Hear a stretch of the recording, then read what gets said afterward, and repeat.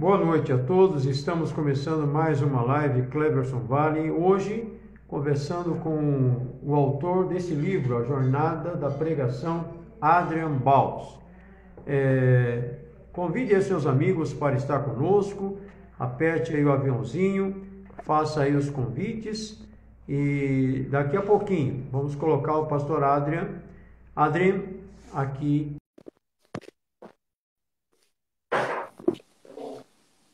Boa noite, pastor Adrian. Boa noite, tudo bom, pastor Cleverson? Como vai? Graças a Deus, bem, prazer conversar contigo nessa noite. Eu já mostrei o livro aqui para o pessoal, né? A Jornada da Pregação. Excelente livro para quem é estudante de teologia, pastores, missionários que gostam da homilética. Esse mais recente livro da Thomas Nelson, do pastor Adrian Baus. É assim que se pronuncia o sobrenome? Baus? Balseus. Balseus, é. Balseus, ok. Qual é a origem do pastor? Eu sou brasileiro, mas de origem espanhola e italiana. Balseus é catalão. Eu acho que na Catalunha eles falam Balsei, mas no Brasil abrasileirou para Balseus. Ok. Pastor, o pastor está me ouvindo bem? Estou ouvindo bem, sim. Às vezes dá uma cortada assim, mas estou ouvindo bem. Ok. O senhor está direto de Toronto ou Isso. outra cidade no Canadá? Toronto. Não, estou em Toronto agora, na minha casa. Isso. Ok. Pastor, eu quero agradecer a aceitação do convite. Pastor Adrian é pastor presbiteriano, escritor, mestre e doutor em teologia, com ênfase em homilética. E eu gostaria de já começar perguntando por que o senhor decidiu escrever sobre pregação. Muito bem. Primeiro, boa noite a todos que estão agora vendo, que vão ver depois. Eu sou professor de homilética de pregação desde 1997. E eu sempre gostei de preparar as minhas aulas, escrever as minhas aulas. E ao longo de tantos anos, todas as vezes que eu dava as mesmas aulas, eu sempre ia aperfeiçoando, mudando, aprendendo ao longo dos anos e adaptando, tornando o material melhor.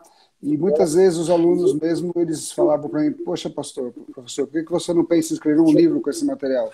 E aquilo ficou na minha cabeça que seria uma boa ideia ter um livro, mas eu nunca fui atrás assim de uma editora. Até que em 2013 eu tive o primeiro contato com uma editora que se interessou pelo material, soube das minhas aulas, da minha abordagem da matéria.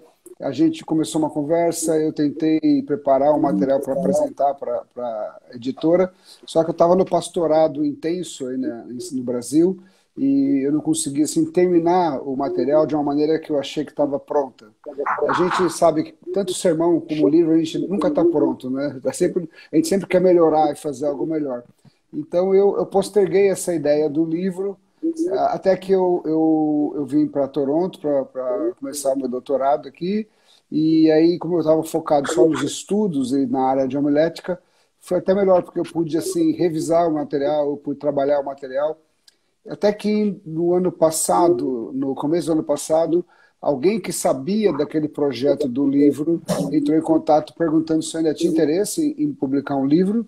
Eu falei, sim, eu tenho interesse, desde que seja um livro que tenha uma editora por trás, que seja boa e que queira realmente abraçar esse projeto.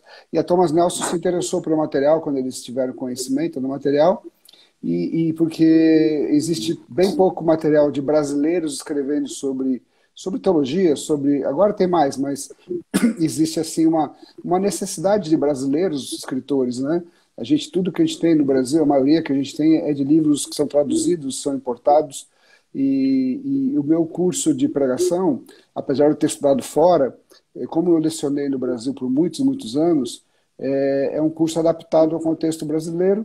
Eu continuo indo ao Brasil todos os anos para lecionar, e então surgiu assim a ideia do livro, um convite da editora para que eu publicasse meu material das aulas. Ok. A Thomas Nelson, só tinha uma dúvida. A Thomas Nelson é uma editora evangélica ou ela é secular? Ela não tem vínculo evangélico? Ela é uma editora cristã. Thomas Nelson faz parte de um conglomerado de vários selos que debaixo da HarperCollins. E, se eu não me engano, eles são internacionais, inclusive, eu não sei se é a Edermans ou a Zondervan, uma dessas grandes editoras está debaixo deles também, né? Eles têm tanto linhas, selos de livros seculares como selos cristãos. A Thomas Nelson, especificamente, é uma linha mais cristã, acadêmica, interdenominacional. Uhum.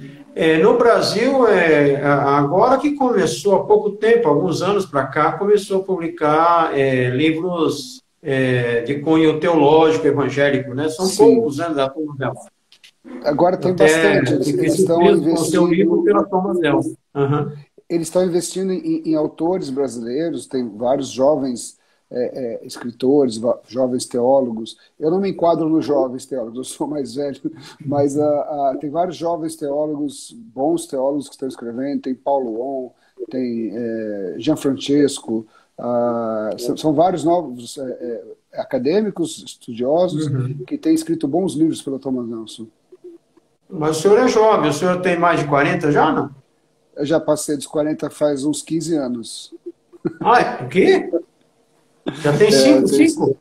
5, exatamente. Não parece. Parabéns, está conservado. É os ares do Canadá.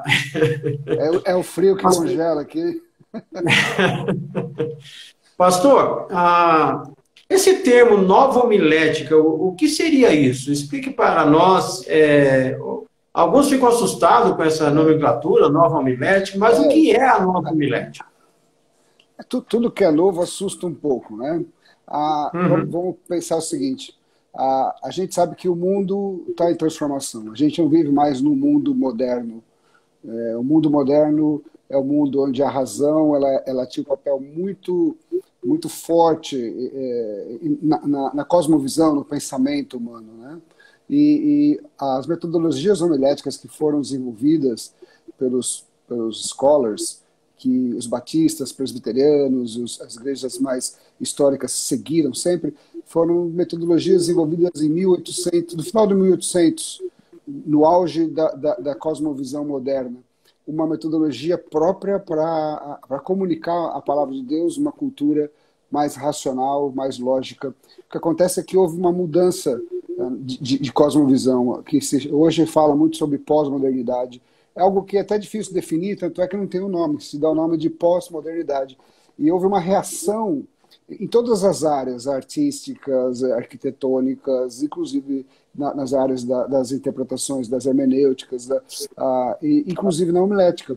É uma reação a esse modelo mais estruturado de sermão, é uma tentativa de tornar o sermão colocar o sermão dentro de uma estrutura mais leve, mais narrativa, mais indutiva em vez de dedutiva, para comunicar melhor a palavra de Deus a uma geração que hoje ela enxerga, ela é fortemente direcionada pela visão, né? Então, os sermões mais clássicos, eles cumpriram muito bem e cumprem o seu papel dentro de uma estrutura mais lógica, e geralmente são sermões bons para serem lidos, né? E hoje nós temos uma cultura muito visual, que a gente precisa procurar criar imagens na mente dos ouvintes, ajudar os ouvintes a enxergar o que eles estão ouvindo. Então, a nova homilética vem como uma proposta de quebrar um pouco esse engessamento das estruturas clássicas de homilética e tornar a estrutura do sermão um pouco mais fluida, um pouco mais narrativa. A questão, existem coisas boas e coisas ruins, né? Por exemplo, a nova homilética ela vem assim, atrelada também com aquilo que alguns chamam de nova hermenêutica. E a nova hermenêutica pode ser um problema para a gente, porque a nova hermenêutica é um movimento também de reação à hermenêutica clássica, que a hermenêutica clássica tem como base que é o texto que determina a mensagem do sermão e a interpretação do texto e seu contexto. E a nova hermenêutica, ela, por vezes, ela entende que o centro de interpretação agora está no ouvinte. o contexto do ouvinte interfere na interpretação do texto. Então, por isso que as pessoas têm medo quando a gente fala nova homilética, porque pensa logo que também é uma nova hermenêutica. No meu livro, eu dou um passo a passo, preparo o sermão, considerando a importância de uma exegese do texto e entender o contexto no qual ele foi escrito. Mas, na hora de estruturar o sermão, eu apresento no livro duas possibilidades, tanto uma possibilidade dentro da homilética clássica, como da nova homilética, que é essa estruturação mais fluida, um pouco mais indutiva e narrativa. Algum tempo atrás, o senhor fez uma live com o pastor Sandro Gomes, que foi seu aluno lá no Servo de Cristo, sim, né? Exatamente. Da Batista lá de Itaquera. E é lá que eu ouvi falar do livro do Paul Scott Wilson. Eu comprei as 4 páginas do sermão. Sim. E ele fala muito, né, da nova homilética, né? Ele trabalha o problema, né, no contexto antigo, problema na nossa época, a graça no tempo bíblico e a graça na nossa época. É a abordagem que o senhor traz também no livro aqui, né? Inclusive, surgiu uma pergunta aqui, acho que é aluno do senhor aqui, acabou de fazer uma pergunta, pastor Adri, estou lendo o livro do Paul Wilson. No seu livro, o que podemos achar das ideias dele? Essa é a pergunta que surgiu aqui. Tá bom. O Paul Wilson realmente é um dos grandes representantes da nova homilética, mas isso não significa que ele não tem uma preocupação com a interpretação do texto, levando em consideração o contexto. O Paul Wilson, o livro dele é uma gramática homilética.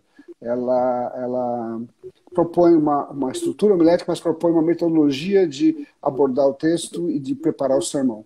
E que pode ser usado, inclusive, as ideias dele para um sermão clássico, que a ideia dele é justamente você olhar para o sermão como um exercício teológico. Quando a gente prega, a gente está fazendo teologia.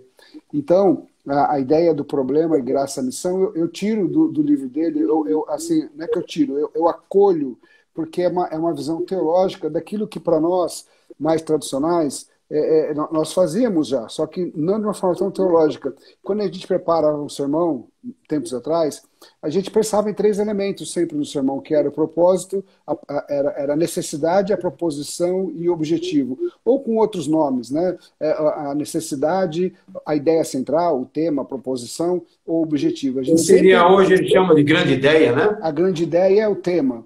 O que o Paul Wilson faz, ele teologiza isso. Ele diz, olha, a necessidade tem a ver com o problema que gera a necessidade do texto. Então, todo o texto, e ele cita Brian Chappell, traz luz à condição humana caída.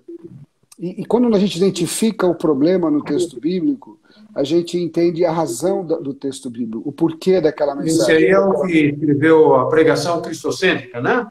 Isso, exatamente. E uma vez que você identifica o problema relacionado à natureza humana, o texto também ele é um texto que fala da revelação de Deus.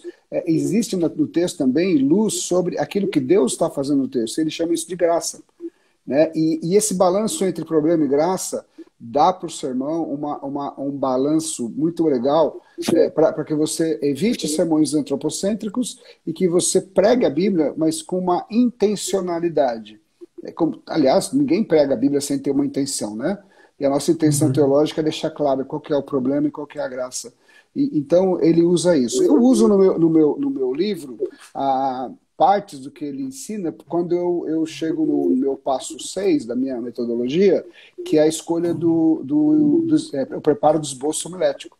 Aí, eu então falo tanto do método clássico, como que eram feitos os esboços homiléticos, do método clássico, e como sugestão de um método contemporâneo, eu apresento de uma maneira mais sucinta a proposta do Paul Wilson no meu livro como uma das possibilidades de estruturação. Lembrando que o esboço homilético é uma ferramenta importante para a construção do sermão. É como, por exemplo, para o engenheiro ter uma planta arquitetônica para saber como construir uma casa.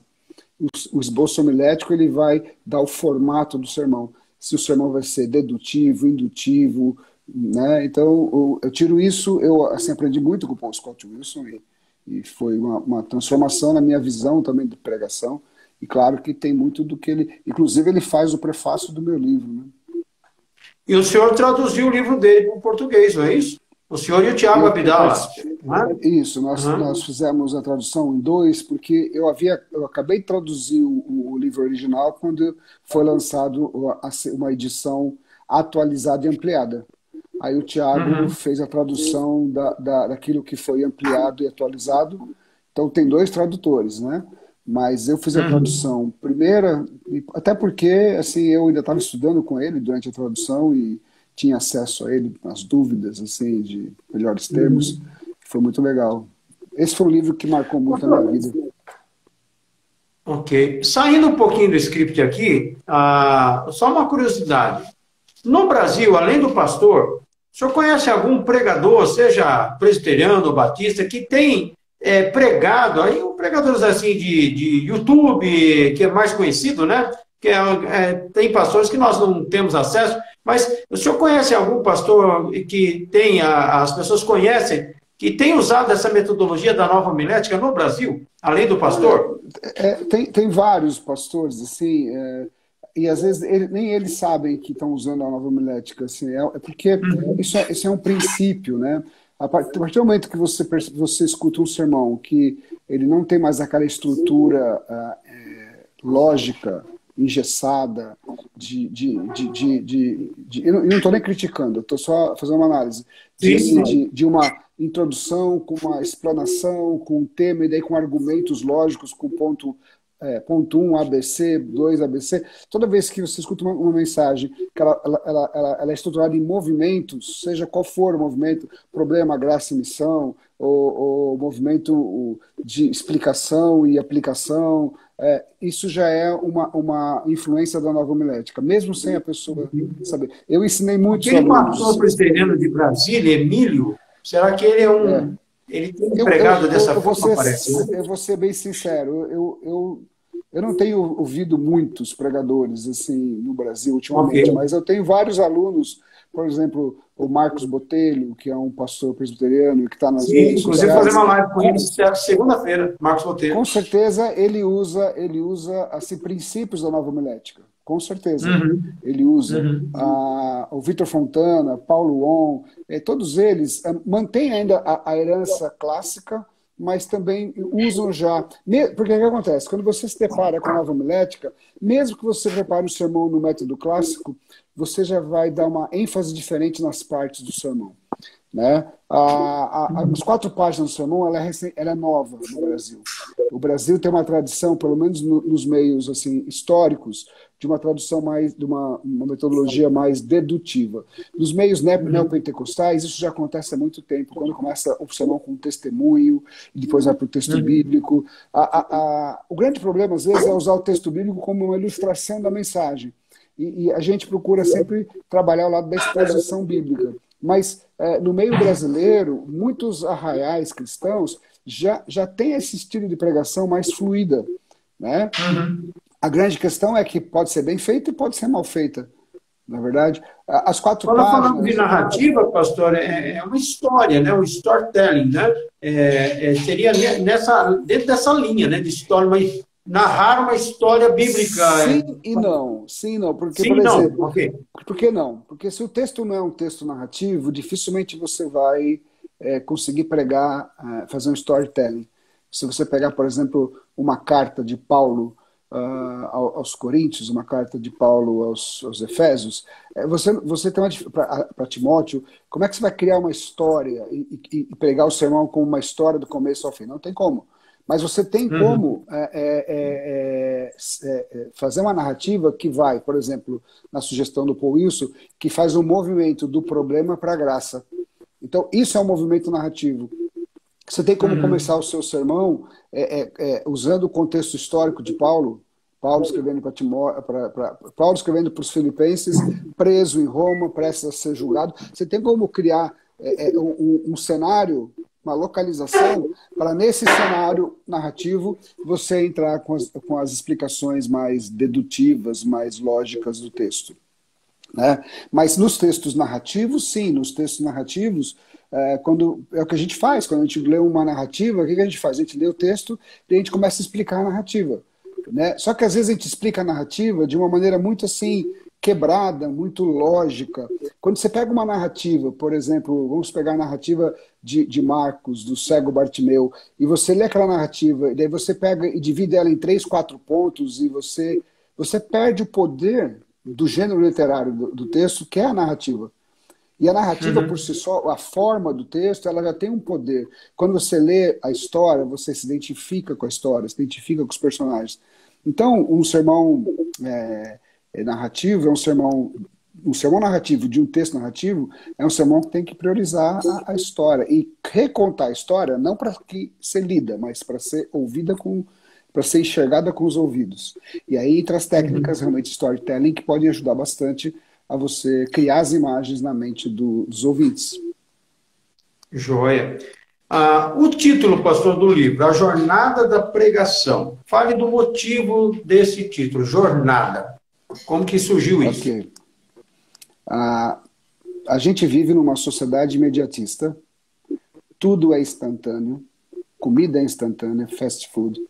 E a gente sabe que comida instantânea não tem bons nutrientes, né? Faz um miojo em 3 minutos, você come, fica satisfeito, até é gostoso o sabor, mas não alimenta nada.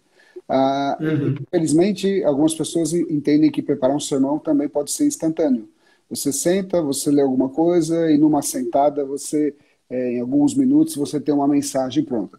A jornada da pregação é justamente mostrar para os ouvintes que não dá para preparar um bom sermão de maneira instantânea. Um sermão implica em um processo. E esse processo, ele é longo, ele é árduo, mas ele vale a pena. E esse é um processo, jornada, por quê? Porque nesse processo de preparo do sermão, nós temos 3 fases, que elas são distintas, mas elas se completam, formando essa jornada, que é a fase na qual a gente gasta tempo estudando e interpretando o texto, a fase que a gente elabora e organiza o material e escreve o sermão, e o momento em que a gente entrega a mensagem. Então, a jornada da pregação, ela engloba esses 3 trajetos, do estudo do texto bíblico, a composição do sermão e a entrega da mensagem. E em cada um desses trajetos que formam a jornada, eu sugiro paradas estratégicas. Como toda jornada longa que a gente faz, a gente precisa parar para abastecer, a gente precisa parar para se alimentar, mas eu sugiro aqui paradas estratégicas para tarefas específicas. E na medida que a gente executa essas tarefas em cada trecho da viagem, da jornada, o sermão vai sendo construído e ao final da jornada, ao final desse processo, nós estamos entregando para a igreja, para a comunidade, sermões bíblicos, positivos e missionais. Essa é a ideia do livro. Quanto tempo essa jornada dura, mais ou menos, até o sermão ficar prontinho para ser exposto no domingo à noite, ou no domingo pela manhã? Então, depende muito do pastor. Depende da experiência do pastor, do conhecimento bíblico, teológico, do tempo disponível. Como o professor sempre dizia, o sermão nunca está pronto, mas chega a hora de pregar. Agora, a ideia da jornada, ela pressupõe que não dá para ser instantâneo. Então, você precisa gastar um tempo de qualidade para preparar o sermão. Na minha experiência, o tempo mínimo para mim, para eu preparar um bom sermão, o mínimo é de 6 horas, dependendo do texto. Se eu estou pregando um texto, por exemplo, no Efésios capítulo 2, a semana passada eu preguei o capítulo 1, que eu já fiz todo o estudo do contexto histórico, literário, cultural, já está fresco na minha cabeça, toda essa parte do estudo bíblico, fica mais fácil fazer o segundo sermão, então vai menos tempo. Mas já o Efésios 1, por exemplo, que é o primeiro sermão de uma série, ele vai gastar pelo menos umas 10 horas para preparar. Agora, depende muito de cada um. Eu tinha um professor que dizia assim, para 20 minutos de um bom sermão, 20 horas de preparo. E eu falava, se você for pastor no Brasil e tiver que pregar 3 vezes por semana... O Greidanos falava isso. Se você for pastor no Brasil, tiver que visitar, dirigir reunião de conselho, tiver que fazer um monte de coisa, ainda pregar 3 vezes por semana, você não tem 20 horas. Mas o princípio é o seguinte, não dá para você preparar um sermão em 1 hora, né, e você precisa de pelo menos de 6, na minha experiência, de 6 a 10 horas. E aí eu sugiro, seguindo a orientação do Paul Wilson, dividir a tarefa da pregação ao longo da semana. É melhor você ter menos horas por dia estudando a Bíblia e preparando o sermão do que um dia só, várias horas. Por quê? Se você começa na terça-feira, por exemplo, terça, quarta, quinta e sexta, 4 dias, gasta 2 horas por dia preparando seu sermão, na verdade, esse sermão vai caminhar com você a semana inteira. E mesmo quando você não estiver no gabinete, seu sentado, estudando, preparando texto, você está indo numa visita, você está com aquele sermão na sua cabeça. Aí você conversa com a visita, alguma coisa naquela conversa vai enriquecer o teu sermão. Você está no estudo bíblico, nos lares, alguma coisa vai enriquecer o sermão, porque você vai passar a semana inteira com ele. Mas dedique pelo menos 2 horas por dia, terça, quarta, quinta e sexta. E aí, o sábado, dedique o tempo para você se preparar para pregar, para você internalizar o sermão, você assimilar a mensagem. Que esse é um problema que eu vejo de muitos pregadores que preparam até bons sermões, com bons conteúdos, mas acaba o sermão na hora da pregação. E não teve aquele tempo de assim, absorver o sermão, de internalizar. E aí vai para o púlpito, assim, fez um ótimo trabalho de estudo, mas não se preparou para pregar e não prega bem. Entendeu? Essa história de preparar sábado à noite para pregar domingo de manhã já era, né? Isso aí não existe. Isso aí eu não consigo nem dormir se acontecer isso. Já aconteceu, assim, às vezes acontece, você está numa semana difícil, né? E comigo, quando aconteceu isso, eu lembro que eu ia dormir, assim, de madrugada, assim, eu não conseguia dormir, de angústia, porque aquele medo de que a mensagem não estava bem dentro de mim, né? Então eu prefiro terminar na sexta. Um dia eu estava numa igreja, pastorada, e o pastor simplesmente fez o seguinte: irmãos, hoje não teremos mensagem. Eu vou orar, pedir a bênção de Deus sobre vocês. Eu não consegui preparar. E despedi o povo. Eu falei: o que é isso? Eu nunca tinha visto isso. E eu mesmo não consigo fazer isso. Eu não consigo despedir o povo sem a mensagem. Mas o que o senhor acha disso? Quando o pastor não teve tempo de preparar, é certo fazer isso? Depende do contexto, né? Ele foi sincero, pelo menos, né? Isso foi. Algo que a gente tem que elogiar. Agora, também deve ter sido assim um pouco desorganizado, porque ele sabia já há muito tempo que naquele dia era dia de pregar. Então era pastor da igreja. Eu sugiro que a gente, como pastores, tenhamos aí uns 2, 3 sermões prontos dentro da Bíblia já, porque com uma boa mensagem, porque vai chegar a hora que você vai ter que pregar. A gente foi chamado por Deus para pregar a palavra. Aquele livro antigo do Karl Lacker, né, que prega a palavra, é a palavra toda. Então, você pode ter mensagens específicas para aquela semana, mas você pode ter mensagens que são para sempre, que são mensagens que têm uma aplicação diária na vida das pessoas. Então, por exemplo, eu tenho comigo sermões que, se eu precisar, se eu estiver num lugar, alguém fala assim: pastor, pode trazer uma mensagem para a gente agora? Eu posso, eu tenho mensagens do meu coração, eu tenho mensagens da palavra de Deus, eu consigo. Isso não é enrolação, mas tem um pouco de... Aí tem um pouco de sinceridade, honestidade dele, mas também um pouco de falta de organização, né? Sim. Dê uma visão geral do livro, pastor. O que o leitor irá encontrar na jornada da pregação? Bom, o leitor ele vai encontrar eu vou chamar assim, de um curso básico 1.0 de como preparar sermões bíblicos, expositivos e missionais. É um curso que vai ajudar o leitor a se mover com mais facilidade da escolha do texto até a entrega de um sermão bíblico, expositivo e missional. Ele vai encontrar também, antes de qualquer coisa, uma teologia da pregação. Como diz o John Stott no livro dele, Eu Creio na Pregação. Na verdade, quando eu li o original em inglês, que era Between Two Words. Ele fala que no mundo que as pessoas tanto têm dificuldade de ouvir, como não querem ouvir a palavra de Deus, nós pregadores precisamos mais de ter certas convicções. Teologia é o que a gente precisa, mais do que técnicas. As técnicas nos ajudam a nos tornarmos oradores, a comunicar bem a palavra, mas a gente precisa de convicções. Então eu começo no meu livro trabalhando a teologia da pregação, porque, como diz o John Stott mesmo, o Deus que a gente crê determina como a gente prega.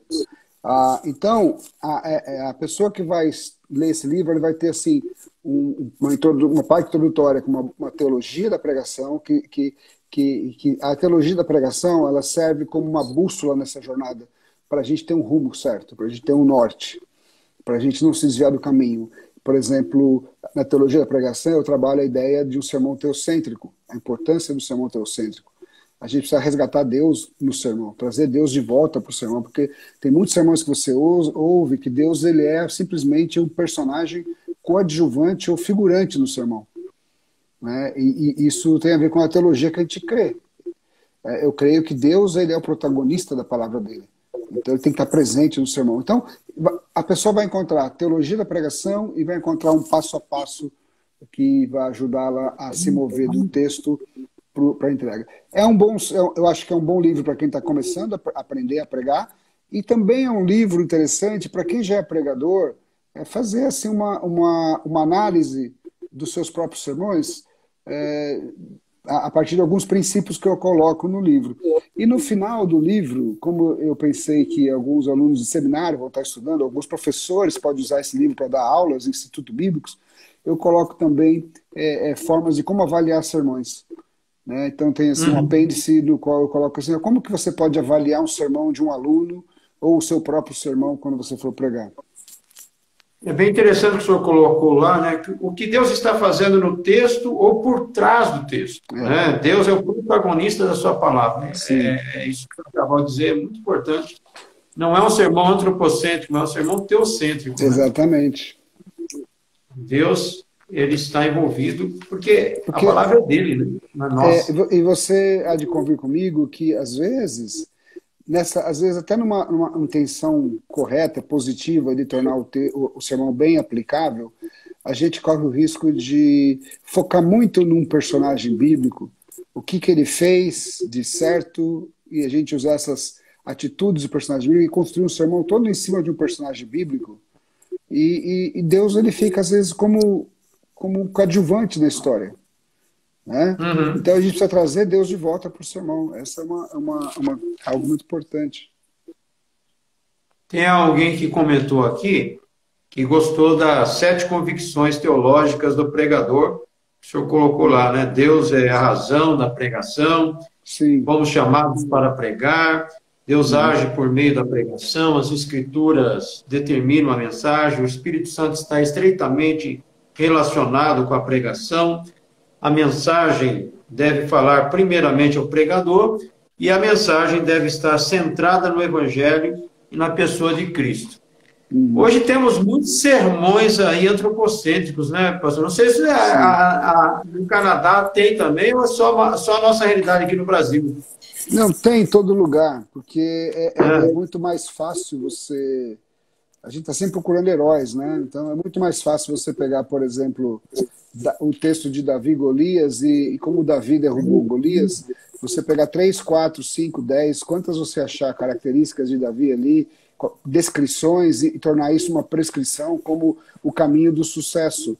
E isso também é uma influência da nossa cultura positivista, nossa cultura marcada por essa ideia assim, antropocêntrica. Nós vivemos uma cultura antropocêntrica, e aí a gente perde vista, por exemplo, naquela história, por exemplo, de Josué, de 1 Samuel 17, que existe um Deus por trás que foi lá buscar Davi, que ungiu ele como rei, que traz ele para o arraial dos judeus ali, do Israel, para ver o desafio, um Deus que está exaltando o rei que ele escolheu, em detrimento de um rei que ele rejeitou, que é Saul, e que, na verdade, a vitória não é de Davi, a vitória é de Deus contra os filisteus. É a vitória de um Deus que está preservando o plano redentivo de, através de Davi, filho Messias. A gente, às vezes, perde de vista esse protagonismo de Deus na história. Aí você pega uma história do cego Bartimeu e você constrói facilmente um sermão, 3 atitudes para alcançar a bênção, né? Clame por Jesus, lance fora a sua capa, abra mão daquilo que te impede de caminhar e caminhe na direção de Jesus. E qualquer outra coisa no texto pode se tornar, qualquer outra descrição pode se tornar uma prescrição. E isso é legal, porque assim, isso é legal entre aspas, porque é gostoso de ouvir um negócio desse. Quem não quer uma receita de bolo para que as coisas dêem certo? Né? Só que não é assim que funciona. Isso que eu estou falando agora, por irmão, tem a ver com a nossa teologia da pregação. Na minha teologia, eu entendo que, como diz em Hebreus, capítulo 12, alguns, pela fé, fecharam a boca de leões, mas outros foram cerrados ao meio. Alguns subsistiram ao fogo, mas outros foram apedrejados. né? Então, esse negócio de caminho do sucesso imitando um personagem bíblico é uma furada do ponto de vista da hermenêutica. É interessante, tem uns que, né, 7 passos para a vitória, né, tudo Exatamente. voltado para o homem, né, então foge totalmente Um outro da problema, mensagem teocêntrica. um outro problema que a gente vê é que às vezes a pessoa tem uma mensagem dentro dela já, que ela tem uma mensagem, algo que ela quer dizer, que ela quer pregar, e que muitas vezes é até fruto da experiência bíblica que ela tem, então ela é uma mensagem até bíblica, mas procura um Uhum. texto para ilustrar a mensagem que já tem. Então, às vezes, o Sim. texto bíblico ele é usado como uma ilustração da mensagem que você já tem. A proposta do livro é que o texto bíblico seja a base do conteúdo da mensagem que você vai pregar. O livro propõe isso também. Uhum. Pastor, problema, graça e missão. O senhor tocou nesse tema rapidamente. O que o senhor pode falar sobre esses 3 pontos aí dentro do sermão? Então, esses são, eu chamo esses 3 elementos de verdades bíblicas e teológicas do texto, que a Uhum. gente precisa entender quando a gente estuda o texto. Se no momento que a gente estiver estudando o texto bíblico, a gente tiver em mente que a gente precisa entender essas 3 verdades bíblicas do problema, da graça e missão, uma vez compreendidas essas verdades bíblicas no texto, elas são a chave para a exposição e aplicação do texto. Quando eu falo do problema, de novo, usando a definição do Brian Chappell, é aquele foco na condição humana caída. O que o texto revela a respeito da condição humana caída? O Paul Wilson fala sobre a falha do ser humano em viver de acordo com a vontade de Deus. O texto ele revela isso. Quando Davi ele manda chamar Betseba, o texto revela a natureza humana caída de um homem adúltero. Quando os seguidores de Jesus, no caminho para Jerusalém, saindo de Jericó, repreende um pobre coitado que pede misericórdia para Jesus, aquele texto revela a falta de compaixão e misericórdia dos que seguem Jesus ali naquele texto. Quando qualquer texto que a gente pegar, o texto vai trazer, quando você pega o Salmo, a gente lê o Salmo 46, que fala, né, o Senhor, Deus é nosso refúgio, fortaleza, por isso não temeremos, ainda que a terra se transtorne. O que está acontecendo ali? É o medo que é natural do ser humano diante de uma ameaça que nos cerca. E aí, no contexto daquele salmo, o povo de Deus está cercado pelos inimigos. Então, o medo, a infidelidade, o texto traz luz a isso. E essa é a chave, uma das verdades bíblicas que eu entendo que são fundamentais para quando a gente vai pregar, a gente dá razão para a pregação. Por que eu estou pregando esse texto? Porque na minha comunidade hoje tem pessoas que enfrentam os mesmos problemas que eu identifiquei no texto. O que é a graça? A graça é o outro lado da moeda. É que o que Deus está fazendo no texto ou em seu contexto. Né? Porque às vezes Deus está presente no texto, na pessoa do Filho, do Espírito Santo, o próprio Deus, e às vezes Deus está agindo através dos seus servos. Mas Deus está presente no texto ou por trás do texto. O que Deus está fazendo? O que Deus está fazendo no texto do cego Bartimeu, em que falta compaixão? Da pessoa de Jesus Cristo, que é o Deus encarnado, Deus está derramando graça e misericórdia na vida de um rejeitado. Então, a graça é esse outro lado. E quando você tem muito claro essas 2 verdades bíblicas, do problema e da graça, e você expõe e você aplica isso, você vai gerar nos seus ouvintes uma resposta. Você vai motivá-los a uma resposta de fé. E essa resposta de fé é a missão, que eu chamo de missão, né? E que o próprio texto, às vezes, é claro na missão. Quando Paulo fala andeis de modo digno da vocação a que fosse chamado, essa é a missão do texto. Né?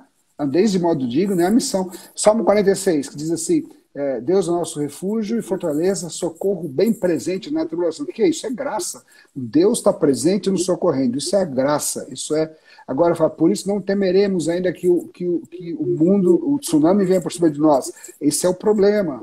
O não temeremos é a missão. Não ter medo. Eu tenho um problema, eu estou prestes a ser destruído, mas eu tenho a graça de Deus que está me protegendo.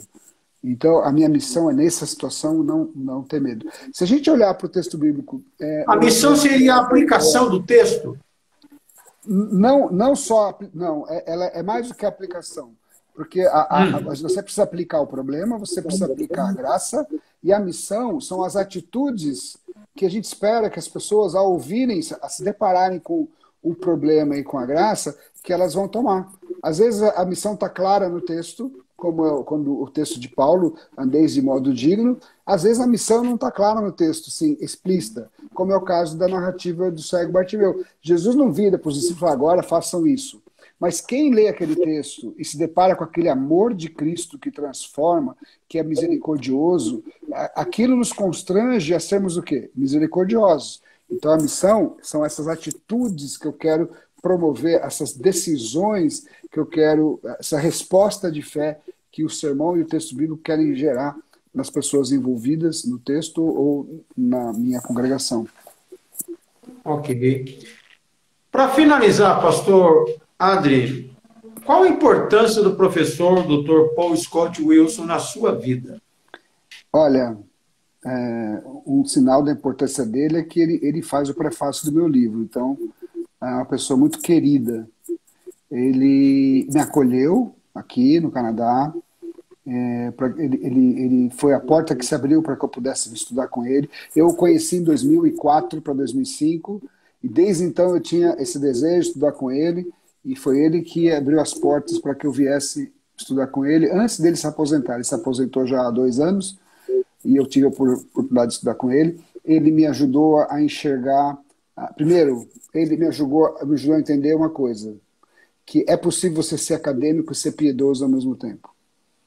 É um homem acadêmico, mas piedoso e temente a Deus. Então, o exemplo de vida dele, para mim, marcou. Assim, porque a gente tem, às vezes, no meio acadêmico, essa natureza humana de, às vezes, se achar mais, assim, importante do que os outros, porque você tem um título, né?